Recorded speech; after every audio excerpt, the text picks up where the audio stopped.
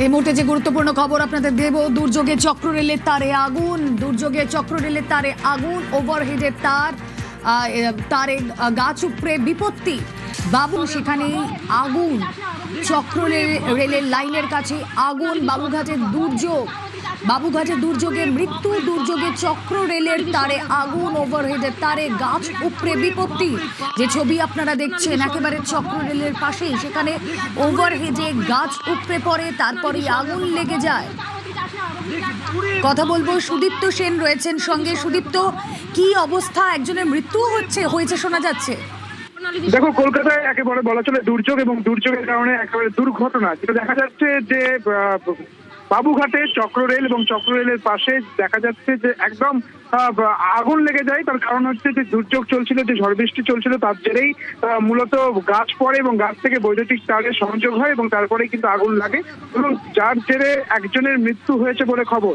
একেবারেই দুর্ঘটনা বলা যেতে পারে, এবং যার জেরে মৃত্যু হয়েছে বলে খবর, যেটা জানা যাচ্ছে পুলিশ সূত্র মারফত। একজনের দেহ গাছের তলা থেকে উদ্ধার হয়েছে, বিদ্যুৎস্পৃষ্ট হয়ে মৃত্যু হয়েছে বলে প্রাথমিক অনুমান।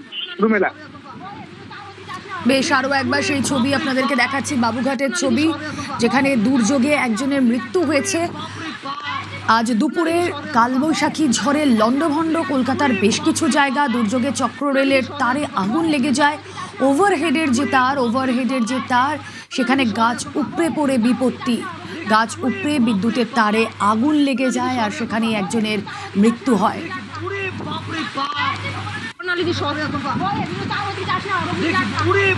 সরাসরি চলে যাব, রৌনক প্রতিনিধি রয়েছেন সঙ্গে। রৌনক, যেখানে ঘটনা ঘটেছে, দুর্যোগে একজনের মৃত্যু পর্যন্ত হয়েছে, কি জানা যাচ্ছে, কি তার পরিচয়?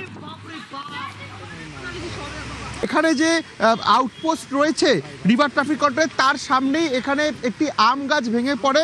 স্থানীয়দের দাবি যে তিনি আম কোড়াচ্ছিলেন এবং এর ওপরেই রয়েছে চক্র রেলের লাইন। তুমি দেখতে পাচ্ছ এই তারটির সঙ্গে কোনোভাবে গাছের সংযোগ হওয়াতে, বৈদ্যুতিক সংযোগ হওয়াতে আগুন লেগে যায় এবং ঘটনাস্থলেই এই ব্যক্তির মৃত্যু হয়। ইতিমধ্যে পুলিশের যারা আধিকারিকরা এসছেন, যা দেহ উদ্ধারের জন্য, তারা ইতিমধ্যে ঘটনাস্থলে এসে পৌঁছেছেন। এবং স্থানীয় সূত্রে আমরা জানতে পাচ্ছি যে এখানে ঝড়ের কারণে আম পড়ছিল এবং এই ব্যক্তি নিচে আম কোড়াচ্ছিলেন। হঠাৎই ওপরে যেহেতু চক্র রেলের তার রয়েছে, সেখানে গাছের সঙ্গে চক্র রেলের তার সংযোগ হওয়াতেই আগুন লেগে যায় এবং ঘটনাস্থলেই এই ব্যক্তির মৃত্যু হয়। ইতিমধ্যে কলকাতা পুলিশের যারা আধিকারিকরা, তারা এখানে এসে পৌঁছেছেন।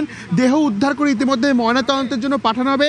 একেবারে যে রিভার ট্রাফিক কন্ট্রোলের যে আউটপোস্ট, সেই আউটপোস্টের সামনেই চক্র রেলের যে বৈদ্যুতিক তার সঙ্গে আম গাছের সংযোগের ফলেই এখানে একটি আগুন লেগে যায় এবং জানা যাচ্ছে যে ইলেকট্রিক শর্টের কারণেই কিন্তু ইতিমধ্যে এই ব্যক্তি, তার ইতিমধ্যে মৃত্যু হয়েছে এবং তার নাম পরিচয় জানার চেষ্টা করা হচ্ছে পুলিশের তরফ থেকে। আর কিছুক্ষণের মধ্যেই পুলিশের তরফ থেকে দেহ উদ্ধার করে ময়নাতদন্তের জন্য পাঠানো হবে।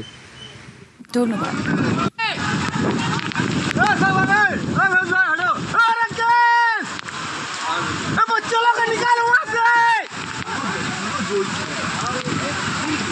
बहुत तगड़ा